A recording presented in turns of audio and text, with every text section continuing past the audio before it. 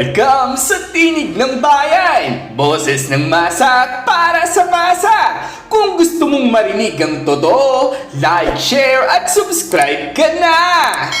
Magandang araw mga katinig ng bayan! Ngayon, pag-usapan natin ang isang kakaibang pangyayari sa kasaysayan. Sabay ng nasa ibang bansa si Pangulong Bongbong Marcos at pangalawang Pangulo Sara Duterte. Aba, first time raw ito sa kasaysayan. Ayon sa mga ulat, nasa Malaysia si PBBM para sa 46th ASEAN Summit.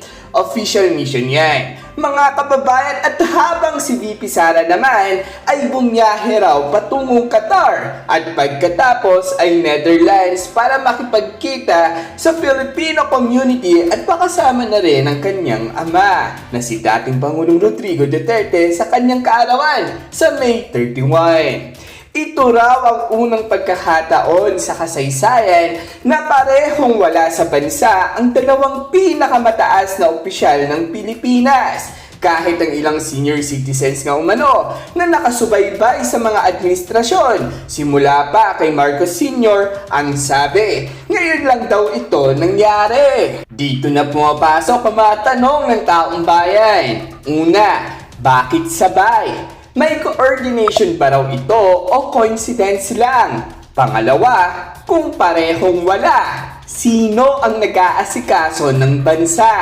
May acting president ba? May naitalagang caretaker o ops lang muna?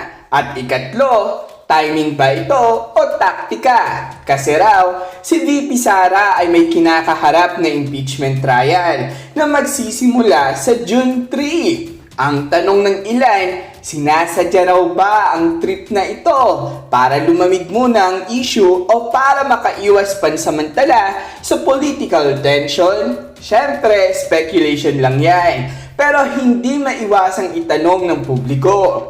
Sa social media naman, may mga nagsasabing tila lockout raw ito. Parang sabay silang nag-leave. May ilan na nagbibiro pa nga, baka iniwan na ang Pilipinas sa mga reckless allies raw. Pero may iba rin naman na nagsasabing walang issue rito dahil may mga ahensyang in charge naman kahit wala ang Pangulo at pangalawang Pangulo. Ang mas interesting, yung mga tanong kung may kinalaman daw ito sa sinasabing tensyon sa pagitan ng Malacanang at ng Duterte camp. Kasi raw, ang tanong ng ilan, bakit parang hindi kay PBBM iniiwan ang gobyerno gaya nung dati kay VP Sara? Kung sakaling araw, magkaroon ng emergency habang wala si PBBM at VP Sara, sino ang in charge? Ayon sa Constitution, pwede ang line of succession, Senate President o House Speaker. Pero walang malinaw na anunsyo kung sino ang acting sa ngayon. So pwedeng tanungin, may contingency plan ba? O kampante na lang ang palasyo na walang mangyayaring unusual habang wala sila? May ilan ding nagsasabing baka raw ito ay simpleng birthday break lang ni VP Sara na may halong diplomatic mission kasi makikipagkita naman daw siya sa mga OFWs sa Qatar. Pero dahil nga sa timing ng impeachment trial, hindi maiwasang pagbintangan ito ng iba na trying to escape.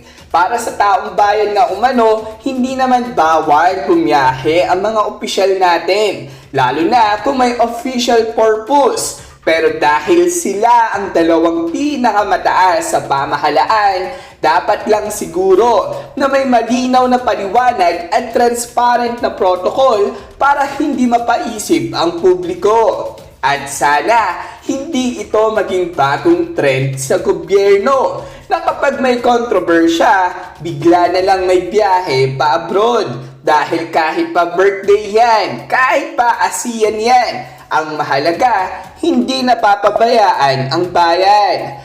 Dapat may assurance ang taong bayan. Wala man sila rito, pero hindi iniwan ang responsibilidad. At sana, kung may political man, maneuvering dito o pagpapakita ng independence ng VP, mas lalong dapat ipaliwanag rin sa mamayan. Kayo, mga katinig ng bayan, ano sa tingin ninyo? Coincidence lang ba ito o may malalim na mensahe sa sabayang pag-alis ni na Pangulong Marcos at VP Sara?